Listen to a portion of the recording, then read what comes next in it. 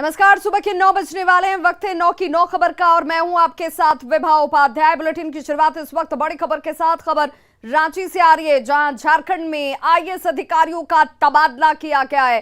राहुल कुमार सिन्हा को रांची डीसी बनाया गया है, वहीं शशि रंजन नगर आयुक्त रांची बने हैं।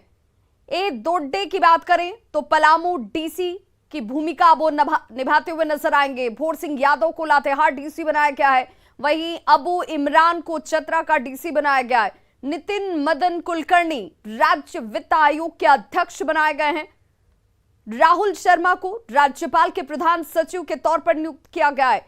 प्रवीण टोप्पो दक्षिणी छोटा नागपुर के आयुक्त बनाए गए हैं। तो एक बड़ा तबादला झारखंड में आईएएस अधिकारियों का। नितिन मदन कुलकर्णी का तबादला किया गया है, जिन्हें राज्य वित्त आयोग अध्यक्ष बनाया गया है। अबू इमरान को चतरा डीसी की भूमिका दी गई है।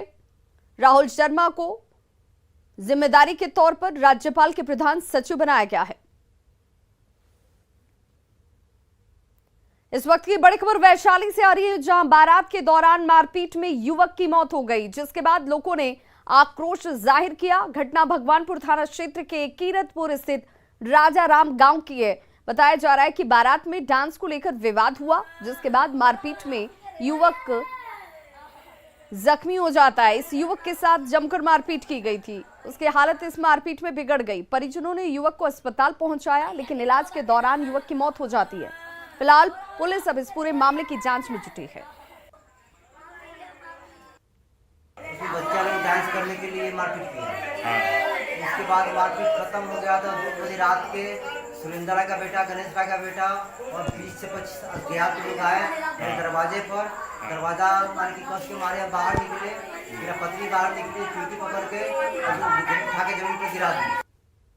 बाढ़ में शनिवार देर रात तेज रफ्तार कार बेकाबू होकर दुकान में जाकर घुस गई, जिसकी वजह से दुकान में बैठे 2 लोग बुरी तरह से घायल हो गए। घटना के तुरंत बाद कार सवार कार लेकर फरार हो गया।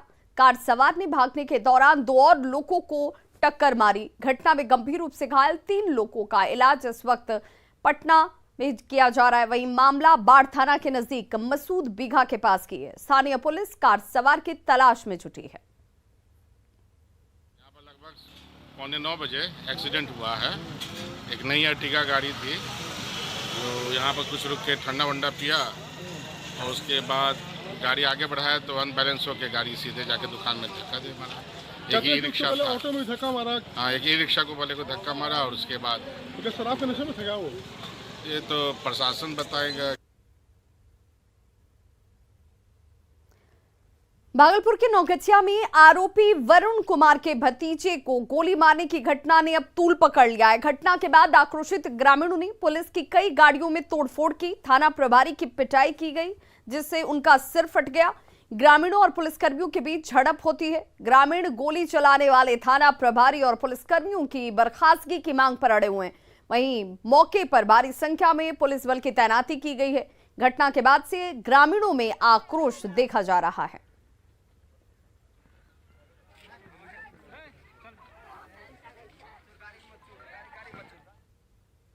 वहीं वैशाली के जंदाहा थाना क्षेत्र में शातिरों ने एटीएम से 22 लाख रुपए लूट लिए। केनरा बैंक के एटीएम से दिन दहाड़े नाटकीय तरीके से 22 लाख रुपए की लूट की घटना को अंजाम दिया गया। 2 लुटेरे एटीएम मैकेनिक बनकर आए। एटीएम के अंदर वो घुसते हैं, शटर गिरा दिया जाता है और 22 लाख रुपए पर हाथ साफ कर यहां से फरार हो गए। घटना की जानकारी मिलने के बाद वैशाली एसपी, एसडीपीओ महुआ समेत कई पुलिस पदाधिकारी मौके पर पहुंचे और अब इस पूरे मामले की जांच की जा रही है। बताया जा रहा है कि एटीएम में लगभग 22 लाख रुपए थे, जिसे लुटेरे लूट कर यहां से फरार हो गए। काम चल रहा था, बाकी इसमें गार्ड उन्होंने रखा है कि नहीं अभी तक तो पता चलेगा गार्ड नहीं। इस बारे में भी हम लोग बैंक से पूछताछ कर रहे हैं। तो बैंक जब तक हमें कुछ बता नहीं देता, वहाँ के कोई कर्मी नहीं आ जाते हैं उनका, तो तब तक हम लोग नहीं बता पाएंगे सर। हम लोगों का जो टॉप मॉनिटरिंग सिस्टम होता है वो इन्फॉर्म किया कि ऐसा ऐसा कुछ घटना हुआ है, आप वहाँ पे जल्दी पहुँचिए। हम जितना जल्दी हो सका पहुँचे और ये सब पाए। यही कि बस आपके यहाँ कुछ घटना हुई है लूट की एटीएम के। खबर बेतिया के नरकटियागंज से, जहां शिकारपुर थाने में छात्र ने आवेदन लिखने के एवज में इस छात्र से रिश्वत की मांग की जाती है। छात्र शिक्षक की शिकायत करने के लिए थाने पहुंचा था, जबकि यहां इस थाने में उससे पैसे की डिमांड की गई। दरअसल हाई स्कूल के 9वीं के छात्र नीतीश को एक शिक्षक ने बाल पकड़कर जमकर पीटा। पिटाई की वजह से छात्र के कान से खून आने लगा। बेवजह पिटाई से आहत छात्र थाने पहुंचा था शिकायत दर्ज कराने के लिए, लेकिन जैसे ही शिकारपुर थाने वो पहुंचता, हैरत की बात ये कि थाने पहुंचने के बाद आवेदन लिखवाने के लिए उसे वायरलेस रूम भेज दिया गया। वायरलेस रूम में आवेदन लिखने वाले शख्स ने उससे आवेदन लिखने के एवज में रिश्वत की मांग की। तो बच्चा के वही बोला जी सर मारे, तो हम बोले जी वही सर मारे, बस वो आकर हमको लगने मारा। और 2-4 दिन उनको भी बुला के पूछवाया तो बोले नहीं आप मुझको ही लगने मारा। और एक सर आए तो मारा तो खून और सर फेंक दिया था, लोटा मैं वहीं पे गिर गया था। कौन सर है? उमेश सर था एक, उन सर का नाम नहीं पता है।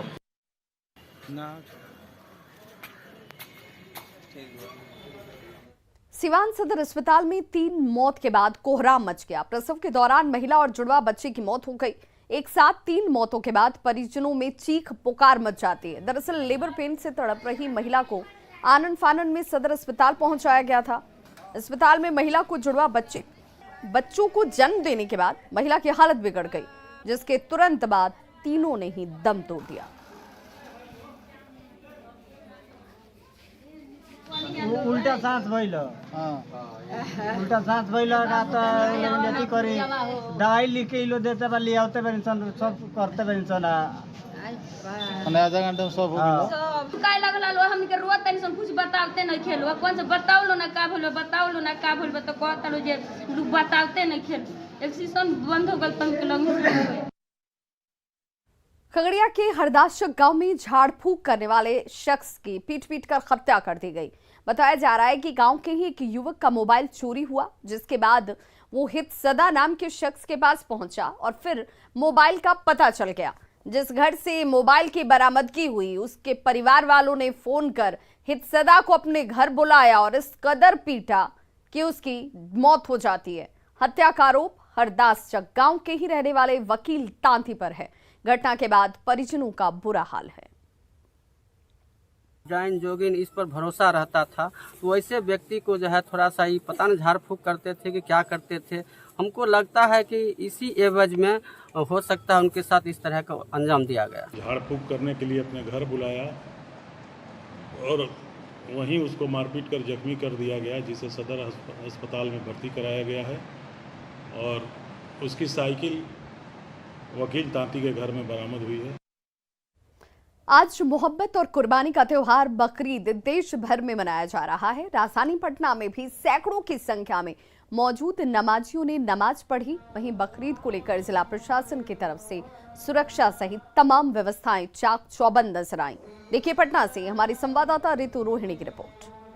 देश भर में ईद उल जुहा यानी कि बकरीद मनाई जा रही है। राजधानी पटना की बात करें तो राजधानी पटना के गांधी मैदान में भी ज़कात की 2 रकात नमाज पढ़ी जा रही है। आप सीधे तौर पर तस्वीरों में देखिए कि खास तौर पर आज के दिन के लिए गांधी मैदान में ईदगाह बनाई गई है ताकि नमाजियों को कोई दिक्कत ना हो।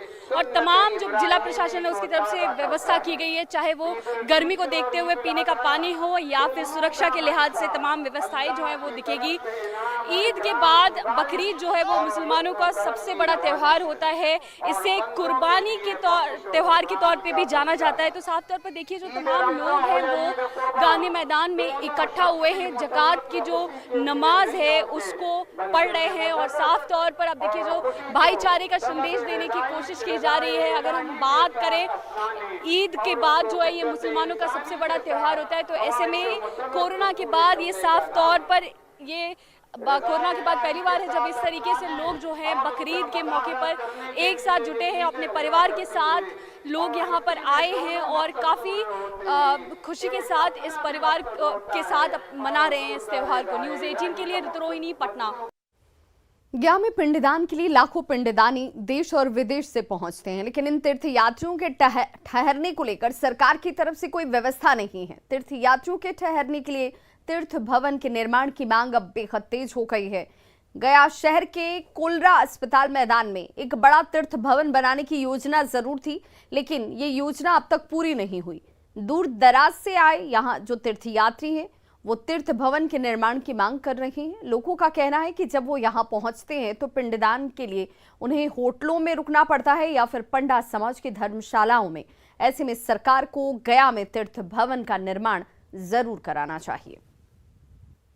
पर तीर्थयात्रियों की सुविधा के लिए आवासन हेतु एक विशाल तीर्थ भवन की सख्त आवश्यकता है।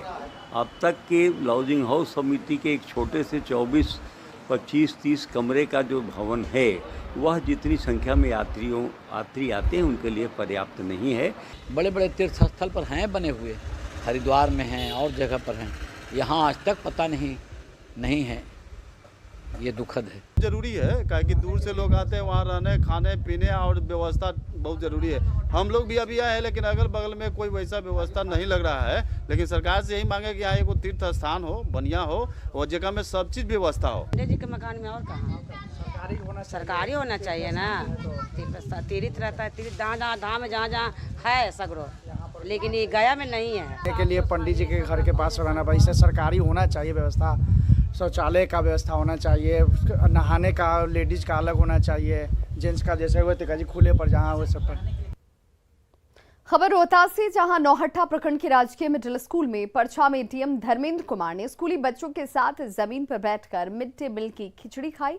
इस दौरान कई अधिकारी उनके साथ रहे। डीएम यहां विभिन्न योजनाओं की जांच करने के लिए पहुंचे थे। डीएम लगातार स्कूलों का दौरा कर रहे हैं और बच्चों को पढ़ा भी रहे हैं। परछा मिडिल स्कूल में भी डीएम ने बच्चों की क्लास लगाई।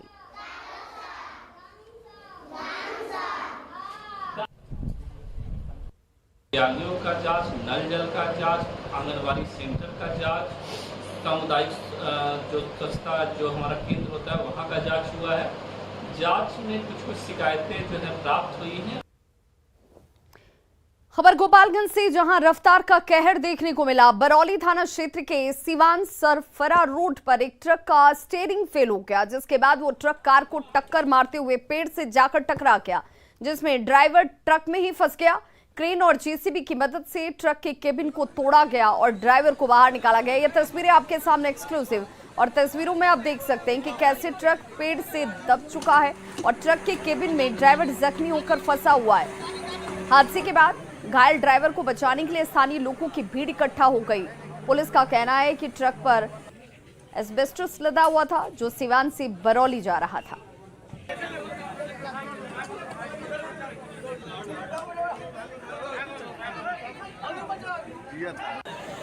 सिवान से लदी ट्रक में एल्वेस्टर सिवान से बाढ़े की तरफ जा रहा था, जिसमें जोरदार टक्कर पंचायत भवन के पास पकड़ी गया हुआ, जिसमें ड्राइवर फंस गया था। उसमें प्रशासन को हम लोग कॉल करके प्रशासन के द्वारा हेल्प लिया गया और पूरे ग्रामीणों के द्वारा चालक ड्राइवर को निकाला गया ट्रक से। और बड़ी खबर वैशाली से, जहां पुलिस ने आम के बीच छिपाकर रखे गए 500 कार्टन शराब को जब्त किया है। गंगा ब्रिज थाने की पुलिस ने हिलालपुर गांव के पास कार्रवाई करते हुए शराब के साथ 2 तस्कर को भी धर दबोचा। पुलिस और एंटी लिकर टास्क फोर्स ने गुप्त सूचना के आधार पर यह कार्रवाई की थी और यूपी नंबर के ट्रक में छिपाकर शराब लाई जा रही थी। आम की पेटियों के बीच ये शराब रखी गई थी। जब्त शराब की कीमत 50 लाख रुपए से अधिक बताई जा रही है।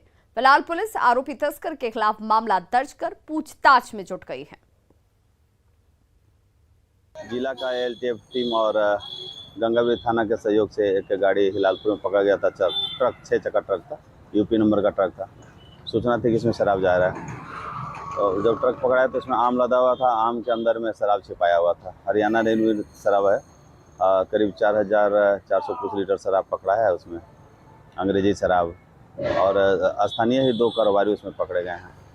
कितना कार्टून हुआ था लगभग? कार्टून उसमें टोटल। प्रधानमंत्री नरेंद्र मोदी झारखंड दौरे पर आने वाले हैं, जिसमें साहिबगंज को भी वो सौगात देते नजर आएंगे। मिर्जा चौकी से फरक्का 4 लेन सड़क का शिलान्यास भी ऑनलाइन प्रधानमंत्री की तरफ से किया जाएगा। राजमहल विधायक अनंत ओझा ने इसके लिए पीएम मोदी और केंद्रीय मंत्री नितिन गडकरी का आभार जताया। 2019 में मंजूरी के बाद मिर्जा चौकी फरक्का NH80 के पहले चरण का काम तेजी से चल रहा है। 1303 करोड़ की लागत से तालझारी के बांसकोला से उधवा केलाबाड़ी तक करीब 43 किलोमीटर 4 लेन सड़क बनाई जा रही है। जिसे जुलाई 2023 तक पूरा करने का लक्ष्य है और इस सड़क के बन जाने से बिहार और बंगाल से झारखंड की कनेक्टिविटी मजबूत हो जाएगी। मैं संथाल पन्ना वासियों की ओर से, साहेबगंज और विशेष करके राजमहल विधानसभा क्षेत्र वासियों की ओर से यशस्वी प्रधानमंत्री नरेंद्र भाई मोदी जी और आदरणीय केंद्रीय मंत्री नितिन गडकरी जी का अभिनंदन करते हैं कि आपने वर्षों पुरानी सपना, आजादी के 75 वर्षों तक भी जो काम पूरा नहीं हुआ था, एक आधारभूत संरचना में एक बड़ा दिन आपके माध्यम से 12 जुलाई को होने जा रहा है। हृदय से माननीय प्रधानमंत्री जी का और माननीय नितिन गडकरी जी का हम अभिनंदन करते हैं। बिहार विधानसभा भवन के शताब्दी समापन समारोह में शामिल होने के लिए 12 जुलाई को प्रधानमंत्री नरेंद्र मोदी पटना आ रहे हैं। विधानसभा परिसर में बने स्मृति स्तंभ का पीएम मोदी अनावरण करेंगे। पीएम के आगमन से पहले कैसी है तैयारी, जानने के लिए देखिए हमारी ये रिपोर्ट।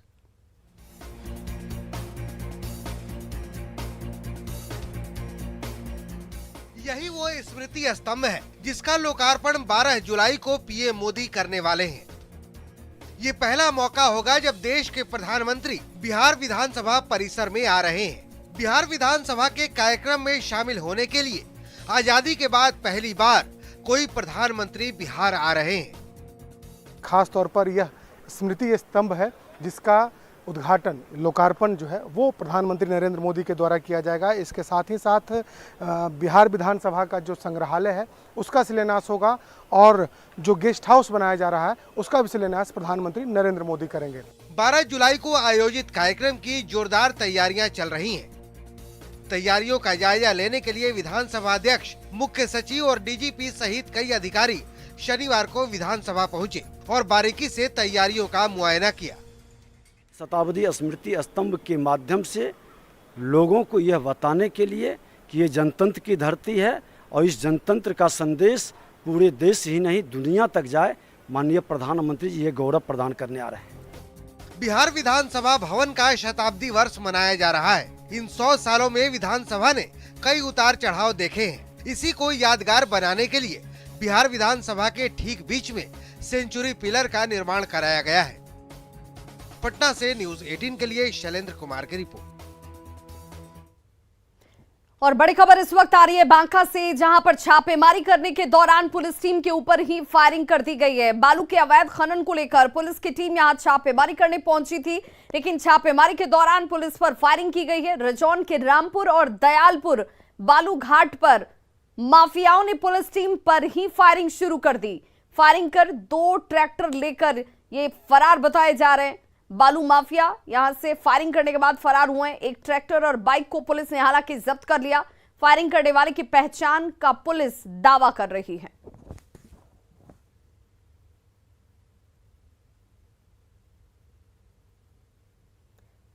बिहार में सैलाब का सितम झेल रहे लोगों के लिए अच्छी खबर है। अब नदियों का रुख बदलकर बांध को मजबूत किया जाएगा। बिहार में पहली बार गोपालगंज में इसकी सफल टेस्टिंग की गई। आप भी देखिए नदियों पर कमान कसने की क्या है नई तकनीक।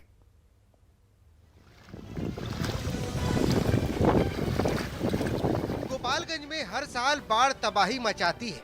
हजारों एकड़ भूमि नदी निगल जाती है, लेकिन इस बार गंडक के गुस्से को रोकने के लिए सरकार ने नया और कारगर तरीका अपनाया है।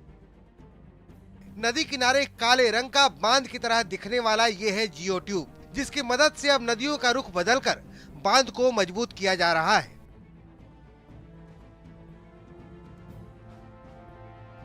बिहार में पहली बार गोपालगंज के पतहरा छरकी पर गंडक नदी के किनारे इसकी सफल टेस्टिंग की गई। दावा है कि इससे बाढ़ की तबाही को रोका जा सकता है। गंडक नदी की धारा बदलने और तटबंधों की मजबूती के लिए बिहार में पहली बार जल संसाधन विभाग ने जियो ट्यूब का इस्तेमाल किया है। अभी हम मौजूद है गोपालगंज के गंडक नदी के पास पतहरा तटबंध पर। ये गंडक नदी है, देख सकते हैं नदी किस तरह से उफान मार रही है। और इसके ठीक बगल में पतहरा छरकी है, जहाँ पर गंडक नदी से कटाव को रोकने के लिए जियो ट्यूब का इस्तेमाल किया गया है। इससे नदी के रुख को भी बदला जा सकेगा और तटबंध को सुरक्षित रखने में काफ़ी मदद मिलेगी। एक जियो ट्यूब में लगभग 1 लाख और एक स्टड बनाने में करीब 10 लाख खर्च होते हैं। वर्तमान में टेस्टिंग के लिए 54 लाख की लागत से 5 स्टड के लिए 12 ट्यूब लगाए गए हैं, जो काफी कारगर साबित हो रहे हैं। इस तरह से हम पतारा सर्किल में टेस्टिंग के रूप में 5 जियो ट्यूब स्टड बनाए हैं, जो कि अभी 267 लाख क्यूसेक पानी पार भी किया है, लेकिन बहुत अच्छा इसका रिजल्ट रहा है। हर साल कटाव को रोकने के लिए पहले सामान्य प्लास्टिक की बोरी में बालू भरा जाता था, जो बाढ़ में बह जाते थे, लेकिन इस बार जल संसाधन विभाग की पुरजोर तैयारी ने अब तक गंडक की धार की कमान को कंट्रोल कर रखा है। गोपालगंज से न्यूज़ 18 के लिए गोविंद कुमार की रिपोर्ट। बिहार में मानसून की दगाबाजी और बारिश नहीं होने से जिले के किसानों को सुखाड़ की चिंता सताने लगी है। मौसम विभाग के मुताबिक कुछ दिनों तक बारिश के आसार नहीं है और ऐसे में किसान से लेकर सरकार तक की चिंता बढ़ गई है।